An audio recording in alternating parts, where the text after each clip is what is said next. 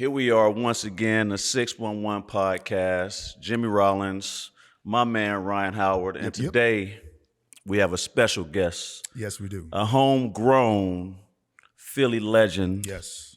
He's a four-time NBA All-Star. Mm-hmm. He has a ring. He does. With the Pistons, 2004. Bad man. He's a bad man. Bro. Oh. When he was on the court, you didn't want to see him. Mm-hmm. You know, he's a GOAT. He was up there. My man, Rasheed Wallace. My man, yes, sir. Wallace. We have to get the proper Wallace. Had to walk that off.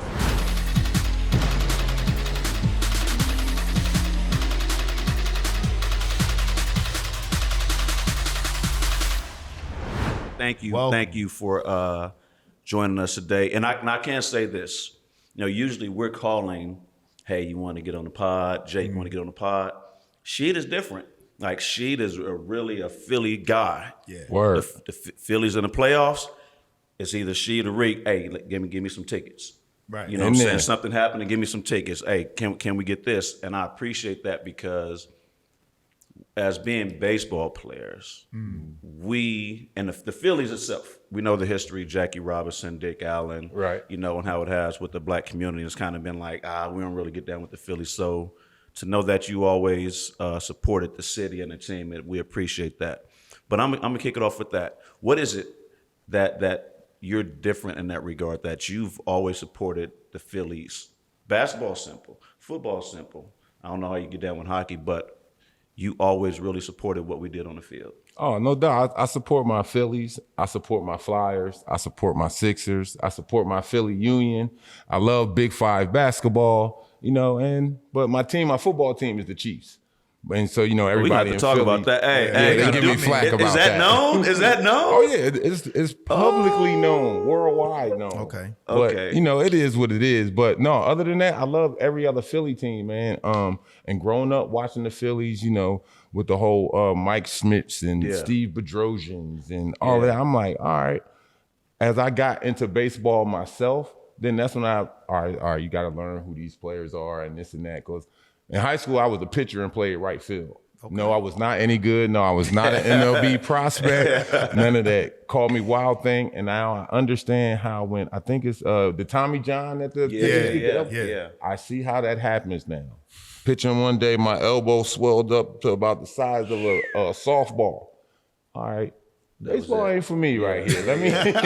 Let me go ahead back here to this basketball thing. But, how many sports did you play growing up? Did you play a bunch of different sports? Yeah, I did everything, man. The only thing I can't do is play golf and ice skate. But growing up, I did track. That's my number one love. Ooh. Really? Yeah, track when I was a young fella.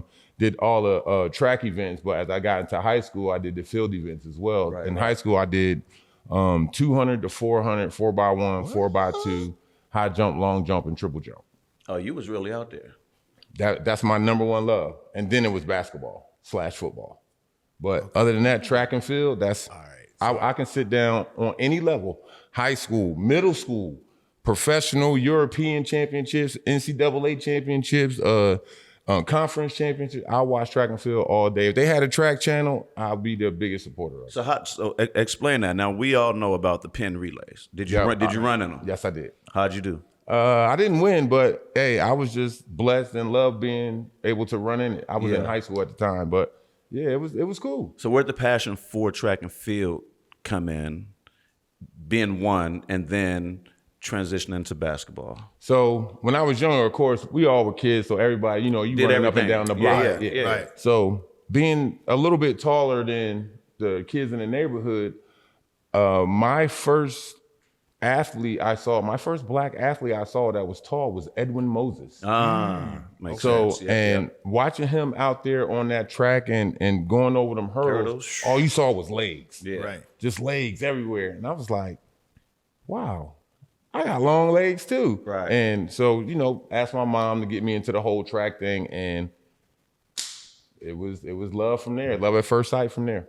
So what was your favorite event to compete in on track and field? When I was younger, it was the 100, of course. You were know. fast? Right. When Well, I yeah, was you had younger. stride. I had the stride when I was Okay, younger. You know, I had the good takeoff, but as I became older, it's like, all right, it was more of a gallop then. So let me go ahead and do this 200 now, so I can go ahead and get it Getting together. that turn. Coming around that turn. But man, it was awesome, and just being able to get out there and just run. You know, you don't have to learn how to do that. Right. You know. Right. Baseball, you got to learn that good eye-hand coordination to be able to hit, and you know you got to be able to learn how to throw. What's the 2-3 double play and all of that. Track, yo, put this uniform on. When that gun go, you run to that finish line. Yeah. That's all it. Just run, and I loved it. Just being out there, I felt free. Right. I felt free, but no, track and field, my first love, bro. And then in high school, that's when I got into the field events, the triple jump, long jump, high jump. My high school coach, Bill Ellerby, he was the one who was like, yo, yeah, you gonna do this. I was like, all right, no problem. I was already, you know, eager to do it anyway. He taught me the whole, and I had to read up on the internet and stuff about the whole Fosbury flop, the way you jump over the high jump bar with your back, opposing to like Wilt Chamberlain. Like the old school to going over the top. Wilt Chamberlain did it forward, going this way, reaching over. He was a super athlete as well. Track too. And but my high school coach taught me to flop, and he taught me the techniques on the triple jump, and he's like, look, this is how you gotta do it. Throw your body forward on the long jump when you're jumping in the pit and all of this. He said, don't fall back. Because whenever you fall back, put your hands or your butt, or like if you fall back and hit your head in the sand, they marking it there. So I was like, all right, he taught me all of that, and I just had fun with it. So so track and field was number one. That was your first love. Was that the first organized thing you did? Yes. That was the first. And then when you got into basketball, how much later did that happen? Oh, that happened real late. Was you like, I love basketball also, but it was track and field, and then it's like, I'm switching over. No, but basketball came later. After track and field, it was football. Right. I played football, wanting to be like my older cousins in the family. My older cousin Stanley and Hakeem, my older brother Malcolm. They all played football for the Oak Lane Wildcats. So I was like, all right, I want to be like them. I want to be like my big cousins for sure. So I tried football. That wasn't it. It wasn't. It was that first time you got rocked. That day, I think the drill is called bull in the ring. Yep. When everybody laying down and the coach yell out your number, and you got to get up and. That's when I knew football wasn't for me. That was it. I was about yay big anyway. Like, oh no, I didn't have that at that time. I didn't have that physical streak in me like that. Yeah. Hey, Mom, you ain't gotta buy them cleats no more. No, I'm good on football. That was it. And then after that, that's when I started to get into basketball a little bit more. Again, wanting to be like my older brothers, my older cousin. My oldest brother, Malcolm, he was the one in the neighborhood. He had the little handle on the jump shot. And then my brother, Muhammad, he was a natural righty, but he played basketball left-handed. Okay. Everything he did, he had all the Michael Jordan dunks down packed, the rock just the cradle, just from the left side. Yeah, bunnies like that? Man, what did he? But his jump shot was trash though. Right. But he gonna grab you some rebounds like Barkley, and he gonna dunk on your head though. And just watching him, my older cousins, it was like, man, all right, I like that. And then what sealed it for me to get into basketball was a young lady who lived across the street from us when I was growing up.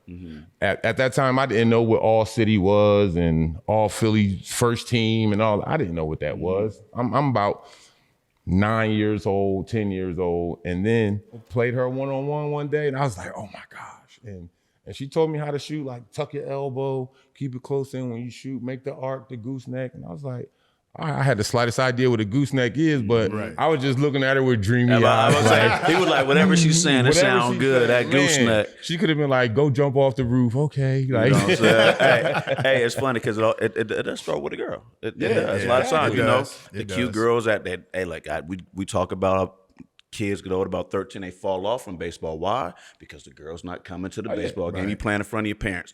But where are they going to be? They're going to be at the basketball court. They're going to be on the football field. It's like, so I'm going to do this because you're getting that attention. And I get it. But in the long run, if you my size and you got to play against she, that's not happening.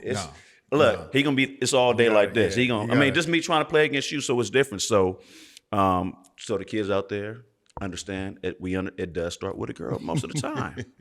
Facts. But Facts. got to get it together. You got to be real with yourself. Yeah, if you you're gonna get be that- you get that 5'7", game- you get you're that not game running up and get elevated. somebody like that. That game elevates. Hey, it when, does. When the girls are in the stands. it yeah. does. Sure. Like You 9, does. 10, 11. Yeah.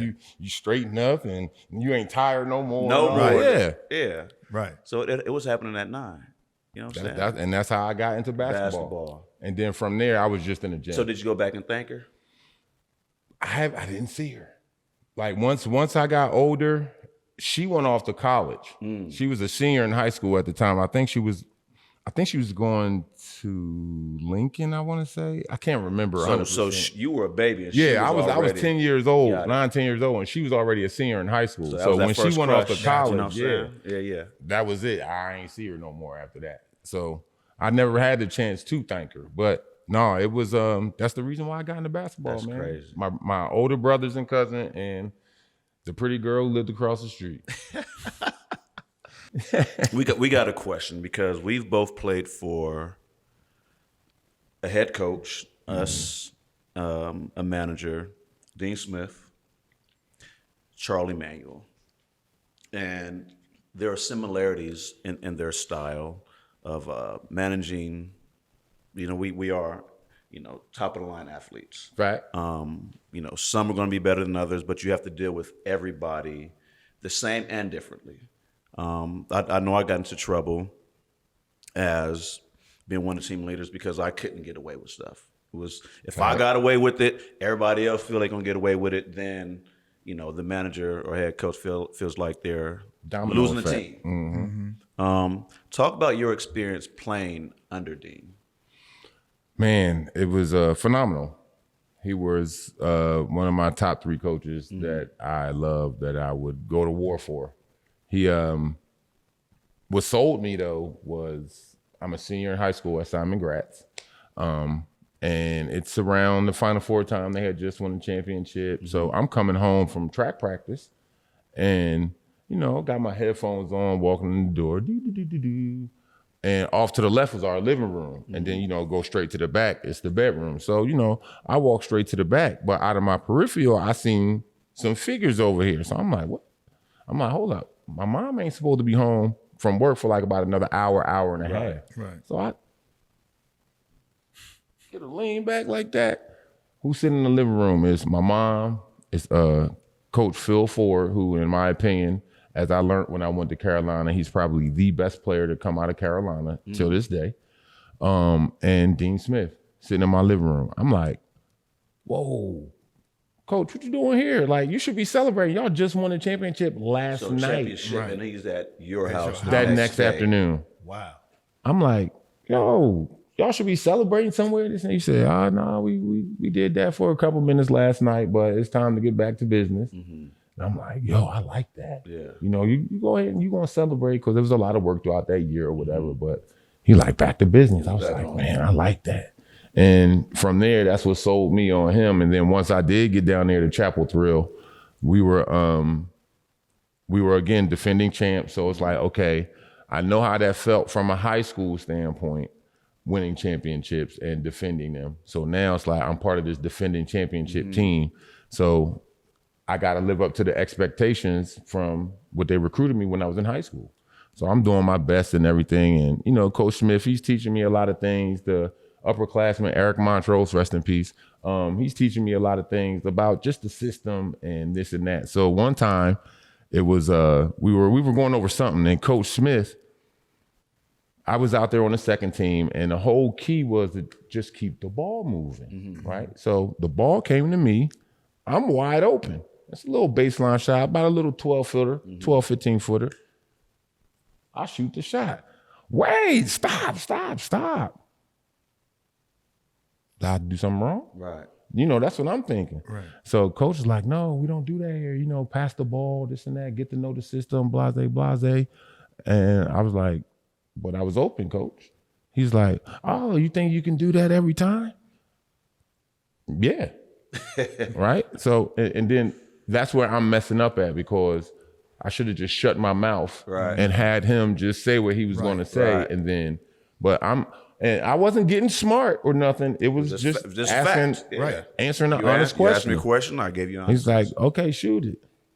Wow. Hit like 5 or 6 in a row. Then he's like, all right, stop. You shouldn't have shot the shot anyway. All right, come on, let's go back. He's like, but no, Coach Smith, man, he was that guy. You know, it's a crucial game against Duke my freshman year. Yeah. Here it is. You got Grant Hill down there on the other end. You know, he's a phenomenal all-star and college player, you know, NCAA champion, this and that. So I'm like, man, I was just watching him on TV last year too. So we playing Duke, and it's a timeout, close game. Everybody on the bench, and Coach Smith got his clipboard, and he's just looking at all of us. Just ho hum. And mind you, it's timeout, so clock's still going. He's like, and he looked at us, he's like, this is a good game, huh? Right. And I'm sitting there as a freshman, I'm watching them, and I'm watching the upper class, and I'm like, yo, you're not going to draw no play up or nothing? Like, he's like, this is a good game. This is a real good game. And then he ended up saying the play. And of course, it was the upperclassmen who knew it. So he ended up saying the play, and we went out there and won the game. But I was like, yo, I said, that's crazy. And then just listening to his philosophies with basketball and calling things out before it even happened. Like watching basketball games with him, he'd be like, oh, this team, yeah, they're down 10 now. 4 minutes later, he said, they're going to come back and win. He said, you see the effort and they certain little plays and keys that I didn't see. And next thing you know, like, how you know that, man? Right. The team ends up winning. So you looking at, but man, Coach Smith, phenomenal dude, well respected down there in Carolina, well respected in the NBA and by his peers in college when he was here. And man, just one of the best to ever do it, man. He's his ultimate, and to get to the same similarities probably with Charlie, like all of you guys were all-stars, you coming from college, you were big stars and this and that playing baseball, right? So with us, he has to manage a team full of McDonald All-Americans. So Egos. like, exactly. Egos, yeah. So everywhere, like everybody on our team in their respective high school, you was the man. Right. 15, 20, 25 points, 30 points, whatever you average, you were the man. So most people think, or most guys thought that when I go to college, I'm still gonna be able to rock and roll like this. No, you're not. No, you're not. You little fish in a big pond now. Yeah. Right. No, you gonna get these rebounds and run the floor. So I already knew I wasn't getting no plays called for me. So that was just my thing. Like, all right, let me run the floor. If I get out and run the break, they gotta throw it to me for the alley-oop. So, you know, that's what I did. And just learning the whole ropes, learning this game of basketball through him, and the way he managed that whole locker room, because everybody got along. It wasn't no bickering or nothing. Like, all right, man, so what, you average 20 in high school? 'Cause I that can average happen. 25. Yeah, that like, can- you know, that don't mean nothing. But now Coach Smith like, nah, we're gonna do this.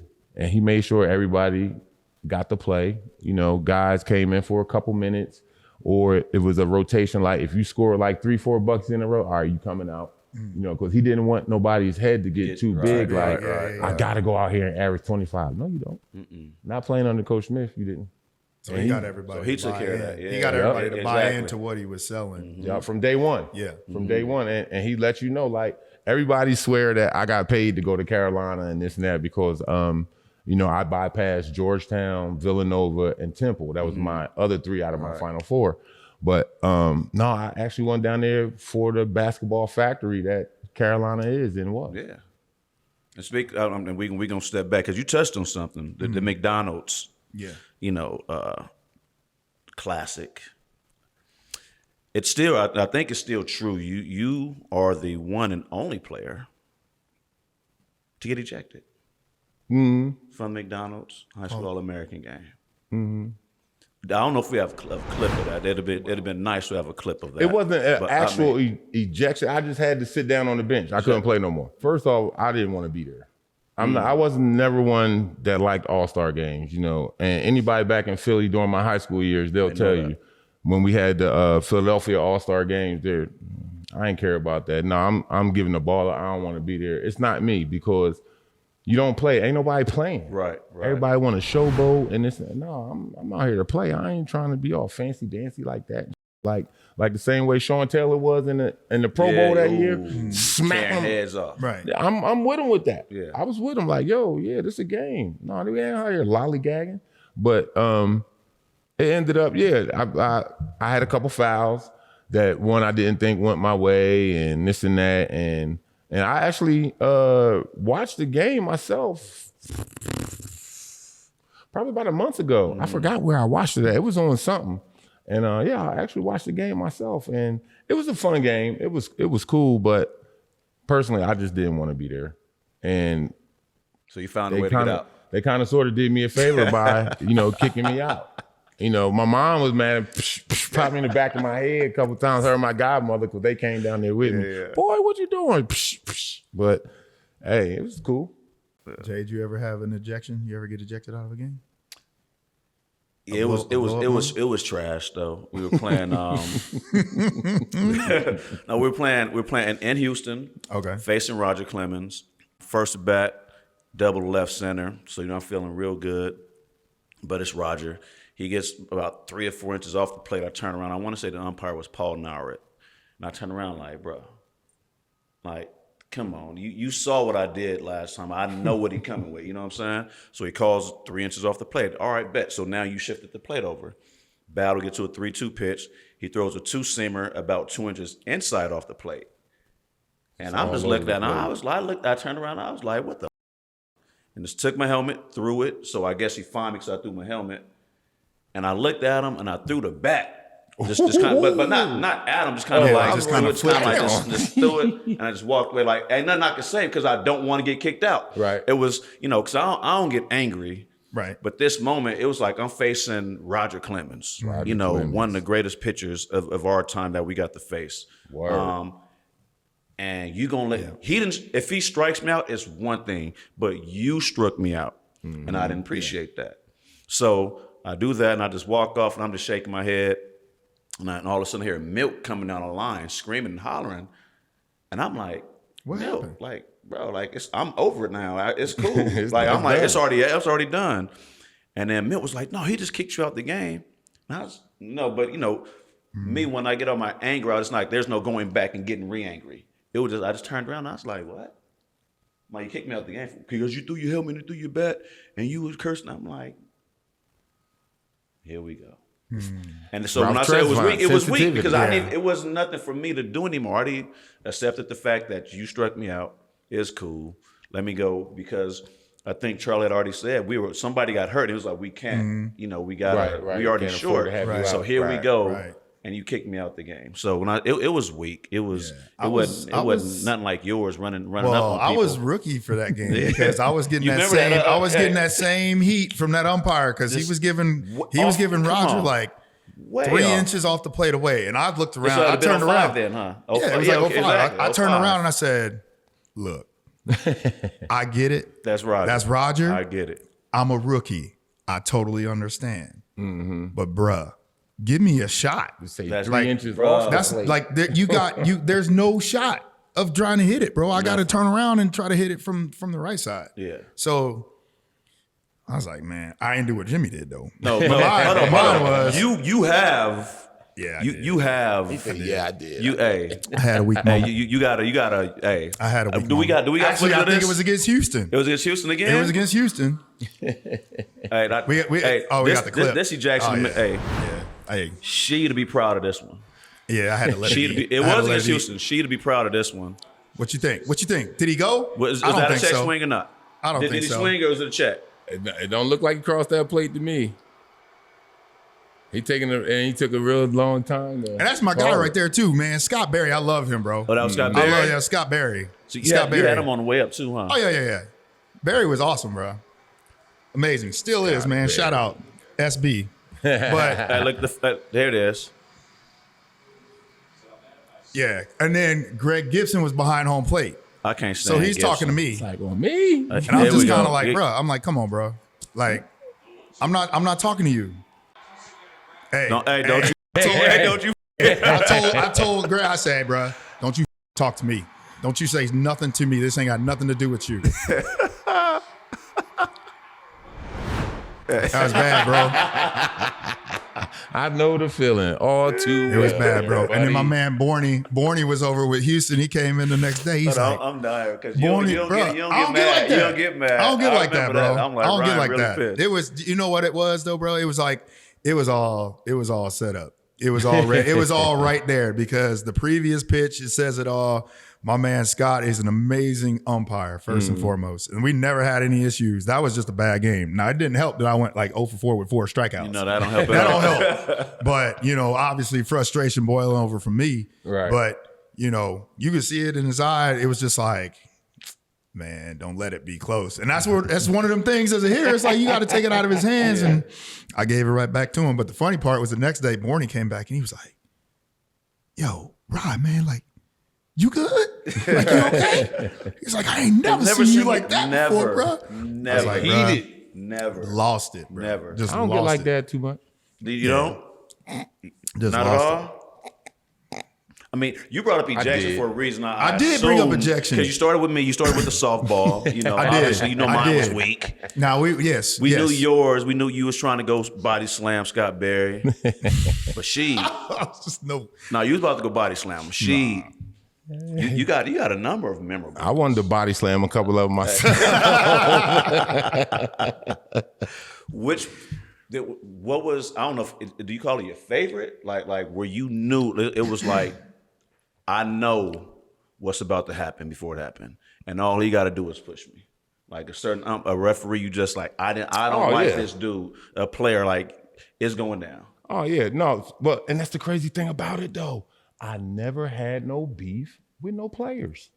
Like out of my whole career, you know, it was never nobody where I'd be like, man, next time I see him, I'm gonna bust him in his head or something like that. No, it was more like, man, all right, they might have beat us or we beat them, but next time I see them, like, man, yeah, I gotta make sure I bring it against KG or Tim Duncan or something like that. But I cannot wait to see some of these refs that referee when I was playing. A few of them are still reffing now. Yeah. I cannot wait to see them because the antics that happen now is far worse than anything that I never really had no. I just cussed them out. You know, called them an MFers and, you know, gave them all the cuss words in the book. That's all I did. I never, you know, they antics and running all around and, you know, you seen the Bron joint when he just fall out and all of this. I'm like, yo, y'all some punks. Y'all ain't calling this. Y'all ain't calling this, but y'all want to call it on me back then. I'm like, the game ain't changed that damn much. Right. But for the most part, no, it was a few referees in the NBA that I did like and I did respect. Some were younger and a majority of them were older vets. But yeah, you know, you get to learn who's who. Like you said before, you got your good umpires and you got your terrible umpires. Right. And it's the same thing in the league. Yeah. I actually threatened a referee one time, low key. Low key. I'm not going to say who the gentleman was. I ain't going to put him out there. But you going to like tell him that. what you said, though. Right. But so, you know, I felt as though he was giving me a couple bad calls and this and that. I was like, all right. I said, look, I'm tired of y'all always with me when I come out here and play and this and that. I said, I got something for y'all. I said, you keep with me and I'm going to burn your restaurant down. Ooh. Yeah, I said that to him. God. And what happened? What happened? No, he just looked at me in shock like, you playing with my livelihood, I'm going to play with yours. You had no issues. Dang. You had no issues. He just looked at me like. But all right, growing up, being the athlete that you were, track and field, basketball, football, who is the most freakish athlete, one that you've played against that you would think in basketball, as well as just any sport? In high school, it was a kid in Philly, went to Overbrook High, called his name was Isaiah Montgomery. He was the first one I saw jump over a car both ways. Ooh. Wait, what? The long way and the short way. Ooh. In a dunk contest, in a hood dunk contest. I think, you know, for cash prize. Yeah, right. Yeah. Didn't believe it when I saw it. But both ways? The long way. Now it was something like it wasn't a huge car. It was something like a Ford Tempo. It don't matter. Okay, I was like a gonna Ford say, if you Tempo jumping from over, like the. But Tempo has some length to it. Yeah, Though. the Like, late that front 80s, end was 90s. big. front. Yeah, it may not have been high, but that was freak athlete. And then so I'm still in high school. So it's my old head named Kevin Rockmine, right? So at the time he was one of my mentors. and we were up at St. Joe's University. So I was up there getting a little workout in. So as we were leaving, Team USA handball team was practicing in another gym. So as we were leaving, he noticed one of the athletes in there, and he was like, "Oh man, hey, what's up?" And one of his friends from before, and they talking this and that, and he told me, he was like, he leaned over and he was like, "Hey Raj," he's like, "he got more ups than you," and this and that. I'm like, man, whatever. Look, I'm like 6'10" in high school. I had like maybe like a 48-inch vertical, being as tall as I was. I'm like, man, whatever, dog. I'm like, it ain't too many people out here jumping higher than me. Right. He's like, Raj, he could do something you can't do. I'm like, what? He said he can kick the backboard. I'm like, out of here. So, they had to practice. He was like, all right. They finished their practice. So he introduced me to the guy. I can't remember his last name. His first name was Derek. Okay. He played on Team USA handball. So this is probably like 92. Okay. Around that time, like 91, 92, he was prepping for the Olympics. And he said, yeah, he was like, man, Derek, he don't believe you can kick the backboard. I was like, yeah. I was like, nah, that's impossible, bro. He ran from like half court, and it was probably about 2.5 feet past the foul line, took off. No. So if this is the bottom of the backboard, the foam, Yeah. and then they got the actual Glass, Yeah. and his foot Went above kicked the phone. the glass. Footprint was on the glass. Standing there in total disbelief and no. This some real life Street Fighter. I said, do it again. He was like, man, I can't. But no, that's one of the moments. Growing up, I wish that we had these phones and stuff right. to be able to video that. Because whenever I tell people that, they don't believe me. Yeah. Unless I call my old head and he calls Derek. I can't remember the brother's last name, but man. That's that Charlie story. Hey, That's never that saw Charlie something story. like it. So you like I about to say the vet. Jeez, I almost said the vet. You've been at Citizens Bank, and you know where that bell is in center field. Mm-hmm. Charlie, to this day, like it's on that level. You got some validators. Charlie said he was out watching Julio Franco take batting practice. Extra batting practice. So, BP, you throwing 60, 70 miles per hour. Right. You can really get into it. You could just. He said, and he swears to this day, he said, I swear, I'm not lying, J-Ro. I know what I saw. I saw it, J-Ro. I'm telling you. He said Julio Franco hit the bell out in center field in batting practice. What's that, like 600 something feet, right? At least. I've seen Ryan hit 540-foot balls to center field. Pause. Center field. But, and didn't even get close to that. Right. And he came out and he's like, Jerry, you ain't going to believe what I saw. I'm like, what you see, Charlie? Julio Franco hit one. I'm like, where's he standing in center field with a fungo? Right. And I'm looking. I've seen from second base. Bro. I've seen Barry hit the McDonald's sign. Yeah. I've seen Ryan go third deck. That's the only chance of ball that would have had to go out there. But to hit it dead center, I've seen Ryan hit it over the Wall of Fame little alley, bro. Right. I'm like, ain't no way in the world, distance, Charlie. bro. So I'm not saying it didn't happen. You asked Julio? I did not. I should have. Yes, But that's one of those. So that story of yours spread like wildfire, though, right? Mm-hmm. Charlie's the only one that has this story. Yeah. All right, we have a segment. It's known as the Banana Boat segment, and it talks about rituals, superstitions, things that athletes, entertainers do before they get ready. Before a big event or a big game. First, were you superstitious at all? Yes. Oh, very. This is going to be a great segment. Yes, please. So what was your banana boat ritual? Things that you had to do, sit a certain way, socks, eat, all that. Let us know. Well, when I was in the NBA, don't mess with my sneakers as far as like, I was the only one allowed to write stuff on them. Even the equipment manager, don't write my number on there. Don't write whatever. Leave my sneakers alone. But for me, I had 2 rituals.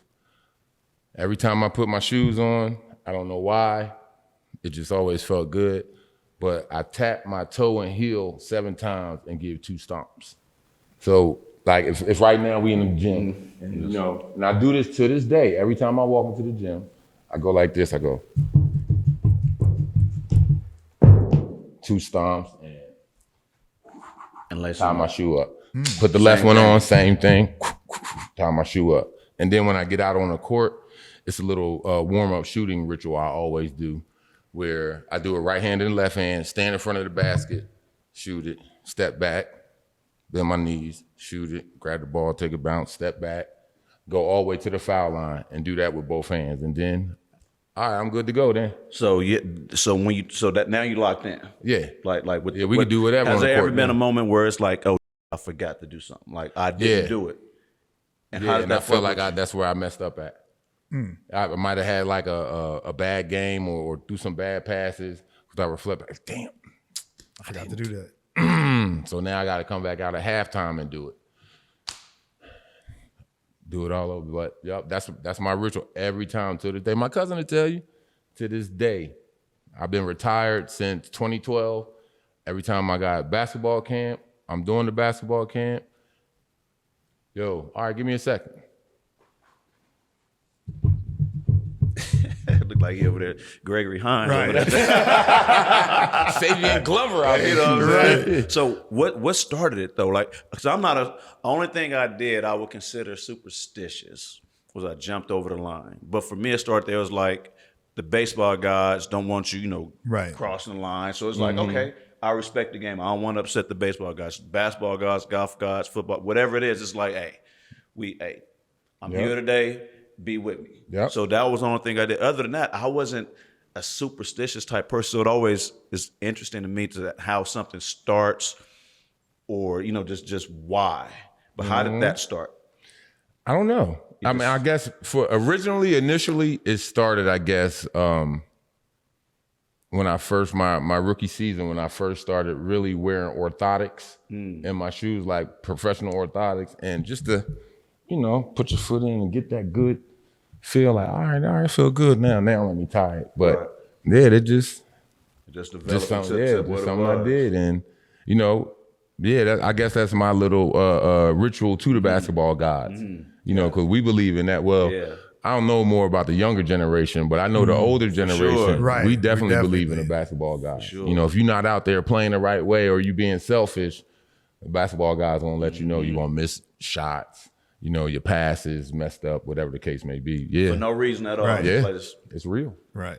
And in short, for those who don't know, it's a way of paying homage and respect to the game. Fact. It's you get out there, you start popping your collars, you getting too big, the basketball, the baseball, the football, the golf, they will knock you down. It will humble you for quick. no reason. You It will get humble hot you quick. and then you cold and you can't explain it. You don't feel good. Nope. If you can't see the ball no Yep. more. It's all these things. Your brain clicks and it turns on. So it's a way that when you're in it, like sports, they are spiritual also. They Yep. are spiritual. There's a feeling when you're on that court, when you're on the field, that you can't explain unless you're there. Yep. So Fact. there's a spiritual component to it, and it's respecting the game. So you can't disrespect the gods. No. You just cannot, because they'll let you know we're still here, and it's real. You don't believe us? You'll find Ask out. somebody. Ask somebody. Look at your it's stats. That's facts. Hey, it's for facts. real. That's facts. So Sheed, now as you've been done playing, you've gotten back into the game in a different way. Now coaching, right? University of Memphis. Yep, I had coached there for a year. That was cool. That was my first time coaching on that collegiate level, but it was cool. Been a high school coach for a couple years back in North Carolina in Durham. Had a high school team, coached basketball camps and things of that nature. But that's where I'm at now. It's been actually, it's funny. My buddy Corey Alexander and I was just talking. Like, it's been about a good 2 or 3 years since I got on the court and ran up and down. I was like, I gotta get back out there, But it's fun. It's I like what I'm doing, man, and I've always got something to give to the kids. I can't take all this knowledge to the grave. So I might as well give it to them. What's been kind of the biggest adjustment? So obviously, like as you were saying, like when you got to school, right, and Dean Smith was handling like all these egos and everything, like how did you go about doing that? And like, also there weren't NILs. Then there weren't NILs. So even more so now with the NIL game that's in place, like what was the thought process getting in there? Like, all right, what am I walking into? What am I getting myself into with this? Well, now with the NIL, you know, those guys are lucky. That's something that we wish that we all could have got when we was in school, you know, especially the billions that the NCAA has made. But Off y'all names. I tried to take a page out of Coach Smith's book and just trying to remember how he used to operate with us because, yes, even though the kids that I was coaching at that time, no, they weren't all Americans, but they were still basketball players that had egos. So it was a learning lesson for me, a learning lesson for them as well to just try to navigate that. And, you know, I see how and why my high school coach became such a great father figure to me because he was always there. You know, whenever I had a problem, I could go to him and I knew he wouldn't judge me, you know, because he always somehow, some way in his line, he always hit you with the, we all human. Right. And, you know, we all make mistakes and blah, blah, blah. And I just tried to carry that over to my coaching. Like with now, a lot of the kids today, for them, it's all about being seen on Instagram or Twitter or whatever. And they don't really like to get into basketball as far as digging into the game. Because here's the thing. Everybody gonna get dunked on. Yep. Yes, I got dunked on before. Yeah, I done dunked on people before. I got crossed over before, and I done fell before. It's gonna happen. It's just like in baseball, you're gonna strike out. You're gonna miss a pop-up, you're gonna miss a ground ball. It's the game, it happens. But what I think a majority of our youth today doesn't realize is that one is part of the game. It's gonna happen, and so what if it does? Yo, it's so much. The thing about basketball, there's so many possessions where you can come back and do better. Or, you know, in some cases, some guys do worse. You just have to go in and be you. You know, one thing you got to set down the tone first. When I was a coach, me and my buddy Pat over here, one thing that we said we don't do with the kids is F&E, feelings and emotions. That right there will set a certain standard. But off the court, yeah, the kids know they still can come talk to us. But on the court, hey, man, don't look at me because dude fouled you and the ref ain't call it.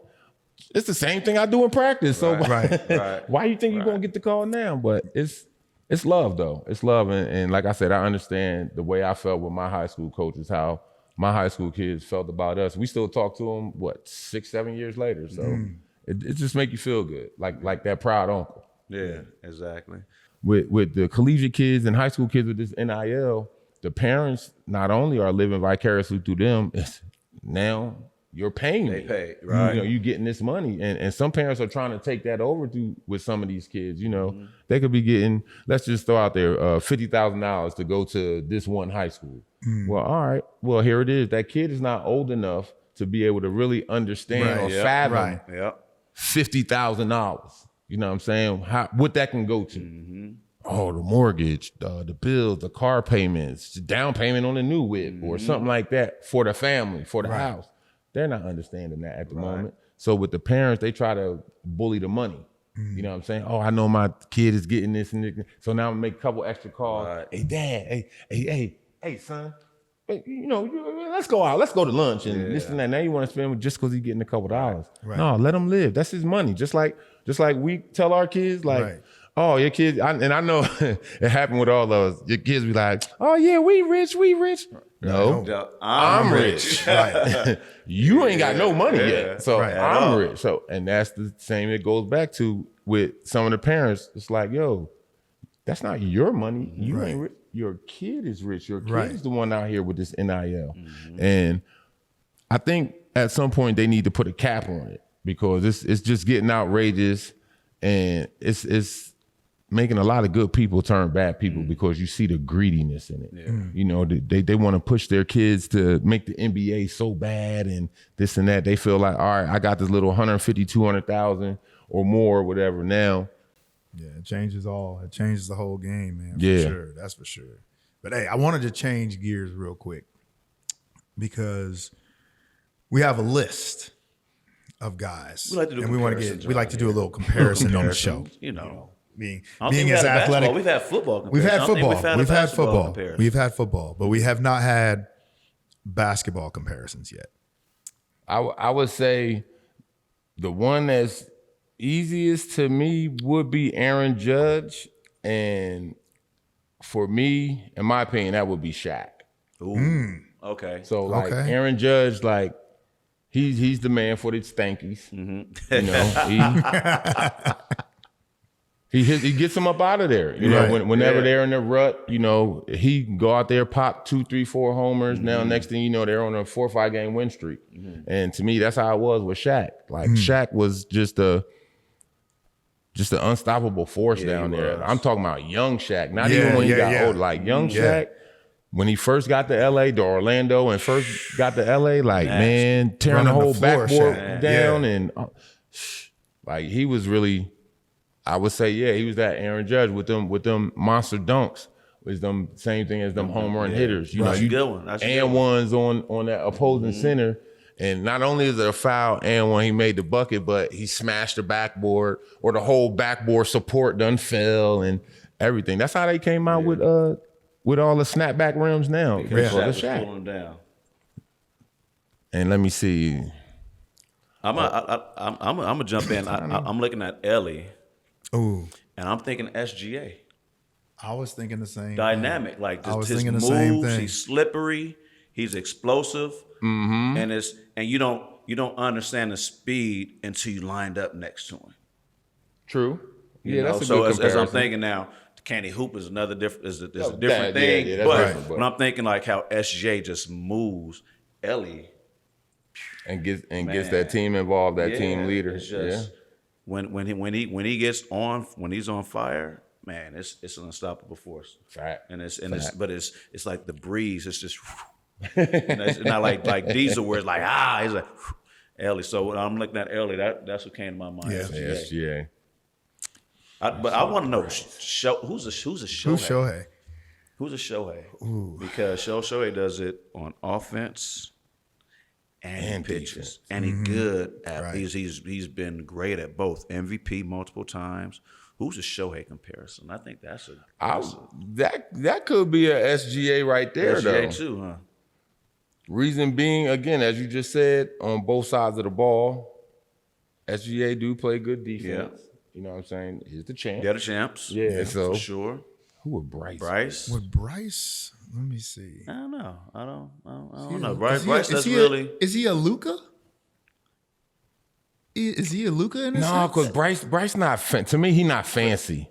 Like he doesn't do all the Luka, Right. he gonna be fancy with the antics. Right. Okay. You know, but I don't like when Bryce hits a home run, I don't see him doing all the shimmy and all that. You know, he Sure. just sling the See, bat and flip Then the helmet. would he be the Joker? Oh, just keep it. Would he be kind of Joker? boring and simple. Yeah, That I mean, could like, be it. That's a I good mean, he one. goes That's a- about that- I think it. that's I a mean, better he just goes comparison. out and it's like he just puts up numbers. Like Yeah. he shows up, he posts up, night matter in, what night it He out. does. You look up. Like you say, I not would say overly, Joker not super more than fancy Luka. or whatever, but he just like stays focused on what he needs to go out there and go do, Mm-hmm. and does it. Every time I see the Joker play, it seems like he's not. He's he's involved, but it's like where's the scoring coming from? And you look up and it's 35. Like where did that happen? Right. Like I saw him make a couple passes and assists, and it's 35 points that you don't see. Yep. It's like that deadly pickup basketball game that you go to. And at Uncle Drew show up. Yeah, at like the, it's just like just like at the local gym or whatever, and it's like, all right, I'll guard that dude because he don't move, right? Yeah. He looks like he's in slow motion, And he put and the 20 next on thing you. you He know, put 20 on you. yeah, you say he got Like, 20 quick. on you. Yeah, It's that's Joker. yeah. Yeah, that's for sure. And then crazy. just think about that too. Just remember back in like the 90s, the MVPs and all that, David Robinson, Right. Karl Malone, Yeah. Oakley, He don't look like he lifted. Now cats is, a little chubby and know they what I'm saying? MVPs and you Yeah. like, damn, what the hell happened to all the Yeah. strong dudes? Hey, Like, for real, for real. Luke about to work out a herd. Yeah. That's what I heard. I've been Yeah. seeing the memes. You know, you're looking like Yeah, Diesel. he gonna get back in the game. He gonna get back. Yeah. He gonna get back in the regular I game guess shape. he was living off. You can't pull fat. You do all that stuff in the off season, but then when the season hits, he gonna go back. Yeah, exactly. He gonna go back. Like, cause he don't know how to play any other way. That's true. That's like when CeCe lost all the weight. I didn't like Little C. Big C had that power. Like, I like when Big C. when I said- CeCe lost the I weight like when he was Little pitching. Ryan. I like Big Ryan. Yeah, well, I was stealing bases too. Yo.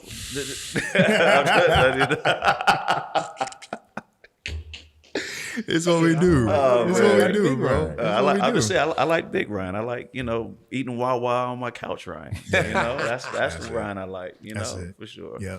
Well, Sheed, thank you for sliding through today. Oh, no doubt.